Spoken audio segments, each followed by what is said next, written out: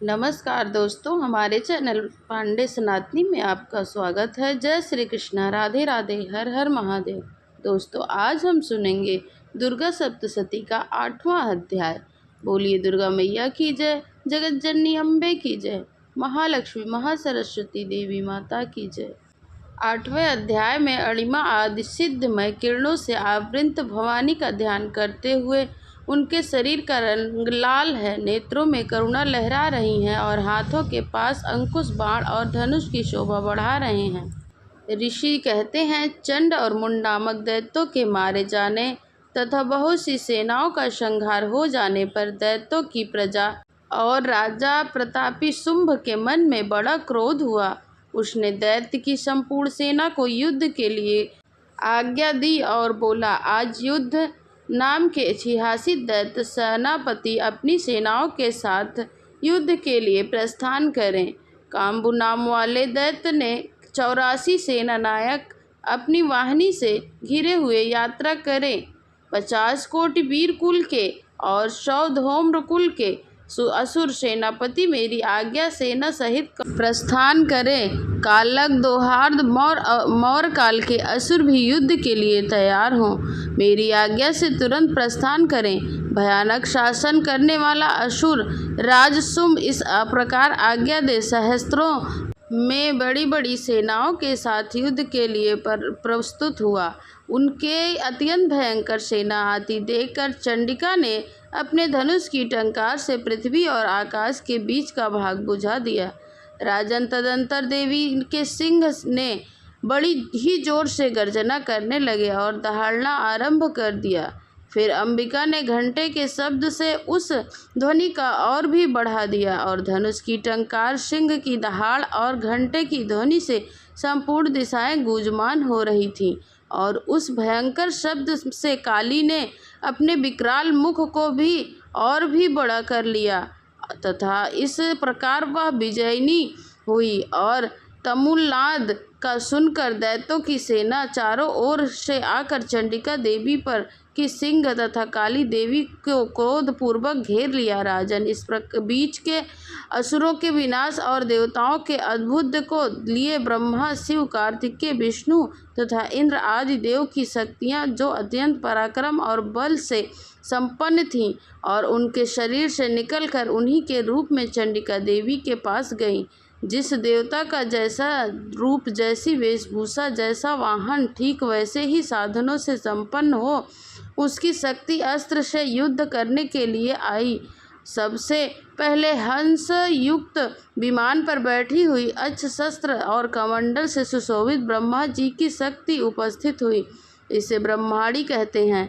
महादेव की शक्ति वृषभ पर आरूढ़ हुई थी। हाथों में श्रेष्ठ त्रिशूल धारण किए हुए महानाग का कंकड़ अपने मस्तक से चंद्र रेखा से विभूषित हो वहां आ पहुंचा। कार्तिकेय जी की शक्ति रूपा जगदम्बिका वहां की रूप धारण करके श्रेय मयूर पर आरूढ़ हुई। हाथ में शक्ति दैत्यों से युक्त करने के लिए आई थी।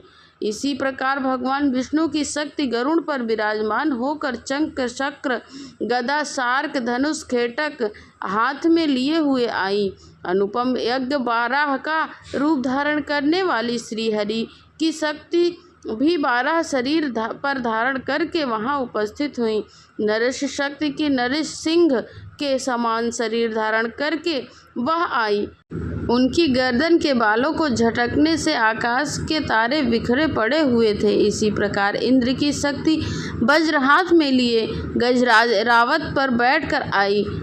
उसके भी सहस्त्र नेत्र थे। इंद्र के जैसा रूप वैसी ही उसकी शक्ति भी थी। तदंतर उन देव शक्तियों से घिरे हुए महादेव जी ने भी चंडिका से कहा, मेरी प्रसन्नता के लिए तुम शीघ्र ही इन असुरों का संहार करो। तब देवी के शरीर से अत्यंत भयानक और परम उग्र चंडिका शक्ति प्रकट हो सैकड़ों गिदड़ियों की भांति आवाज करने लगी। और अपराजिता देवी ने धूमिल जटा वाले महादेव जी से कहा, भगवान आप शुंभ निशुंभ के पास दूत बनकर जाइए और उन अत्यंत गर्वीले दानव शुंभ निशुंभ दोनों से कहिए, साथ ही उसके अतिरिक्त जो भी दानव युद्ध के लिए उपस्थित हो उनको भी यह संदेश दीजिए, दैत्य यदि तुम जीवित रहना चाहते हो तो पाताल लोक लौट जाओ, इंद्रलोक की राज्य वापस दे दो और देवता यज्ञ भाग उपभोग करें। यदि बल के घमंड में आकर युद्ध की अभिलाषा रखते हो तो जाओ, सिवाय तुम्हारे कच्चे मान से तृप्त हो जाएंगे, क्योंकि उस देवी ने भगवान शिव को दूत के कार्य में नियुक्त किया था, इसीलिए वह शिवदूती के नाम से संसार में विख्यात हुई थी। महादैत्य ने भी भगवान शिव के मुख से देवी के वचन सुनकर क्रोध में भर गए और जहाँ कात्यायनी विराजमान थी उस ओर बढ़े। तदंतर वे दैत्य क्रोध में भरकर पहले देवी के ऊपर बाण शक्ति और वृष, तब देवी ने भी खेल में उनके धनुष की टंकार की ओर से उसे छोड़े हुए बड़े बड़े बाणों द्वारा दैत्यों के चलाए हुए बाण शूल शक्ति तथा पार्श्वों को काट डाला। फिर काली उनके आगे होकर शत्रुओं का शूल के प्रहार से विदर्भ करने लगी। खटवांग से उनको कुचलमन निकालती हुई रणभूमि में विचरण करने लगी। ब्रह्माणी जिस ओर दौड़ी थी उसी ओर कमंडल का जल छिड़क कर शत्रुओं की ओर और पराक्रम को नष्ट कर देती हैं। महेश्वरी ने त्रिशूल से अपने वैष्णव से चक्र से और आता अत्यंत क्रोध से भरी हुई कुमार कार्तिकेय की शक्ति ने दैत्यों का संहार आरंभ कर दिया। इंद्र शक्ति के वज्र प्रहार से विदर्भ को सैकड़ों दैत्य दानव रक्त की धारा बहाते हुए पृथ्वी पर सो गए। 12वीं शक्ति ने कितनों को अपनी थूथन को मार से नष्ट कर दिया। 2 अग्र भाग में कितनों को छाती से छेद डाला और कितने ही दैत्य उसके चक्र की चोट से विदीर्ण हो गए। नरिश भी दूसरे महादैत्यों को अपने नखों से विदीर्ण करके खाती और सिनाद से दिशाओं और आकाश को गुंजाती हुई युद्ध क्षेत्र में विचरण करने लगी थी। कितने ही असुर शिवदूती के प्रचंड दट से अट्टहास से ही अत्यंत भयभीत होकर पृथ्वी पर गिर पड़े। गिरने से उन शिवदूती ने उन सबका ग्रास बना लिया। इस प्रकार क्रोध में भरे हुए मात्र गणों का नाना प्रकार से बड़े बड़े असुरों का मर्दन करते हुए दैत्य सैनिक भाग खड़े हुए। मात्र गणों से पीड़ित दैत्यों का युद्ध से भागता हुआ देखकर रक्तबीज नामक महादैत्य क्रोध में भरकर युद्ध करने के लिए आया। उसके शरीर में जब रक्त की बूंदें पृथ्वी पर गिरती तो उसी समय उसी के महान शक्ति वाला दूसरा महादैत्य पृथ्वी पर पैदा हो जाता। महाशुर रक्तबीज हाथ में गदा और लिए हुए इंद्र शक्ति के साथ युद्ध करने लगा। अब ऐन्द्री ने अपने वज्र से रक्तबीज को मारा। वज्र से घायल होने पर उसके शरीर से बहुत सा रक्त चूने लगा, जिससे उसी के समान रूप वाले पराक्रम वाले योद्धा उत्पन्न होने लगे। उसके शरीर से रक्त की बूंदें नीचे गिरने लगीं। पुरुष वैसे ही महान पुरुष उत्पन्न होते जाते। वे रक्त बीज के समान वीरवान, बलवान और पराक्रमी थे। वे रक्त से उत्पन्न होने वाले पुरुष भी अत्यंत भयानक और अस्त्र शस्त्र से प्रहार करते हुए वहाँ पर मात्र गणों के साथ घोर युद्ध करने लगे। पुनः वज्र के प्रहार से उसका मस्तक घायल हुआ, तब रक्त बहने लगा।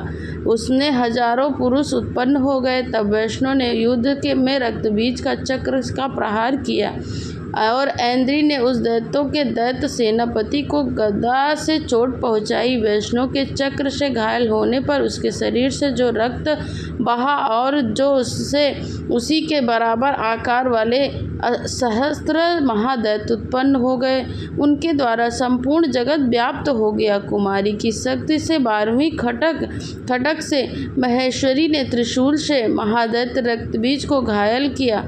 क्रोध में भरे हुए उस महादैत्य रक्तबीज ने सभी मात्र शक्तियों को पृथक पृथक प्रहार करने लगा। शक्ति और शूल आदि से अनेक बार घायल होने पर उसके शरीर से रक्त की धारा पृथ्वी पर गिरी। उससे निश्चय ही सैकड़ों असुर उत्पन्न हो गए। इस प्रकार उस महादैत्य के रक्त से प्रकट हुए असुरों द्वारा संपूर्ण जगत व्याप्त हो गया। इससे उन देवताओं का बड़ा भय हुआ।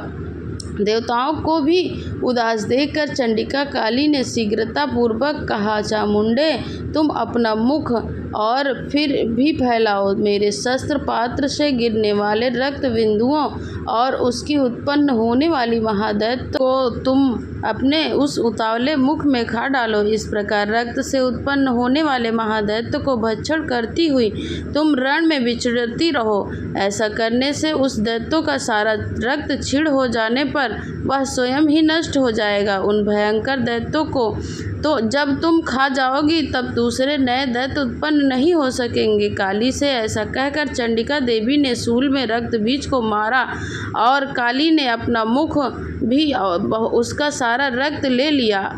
तब उसने वह चंडिका पर गदा का प्रहार किया, किंतु उस गदापात से देवी के तनिक भी चोट नहीं पहुंची। रक्त बीज के घायल होने से बहुत सा रक्त गिरा, किंतु जैसे ही वह गिरा वैसे ही चामुंडा ने अपने विकराल मुख में ले लिया।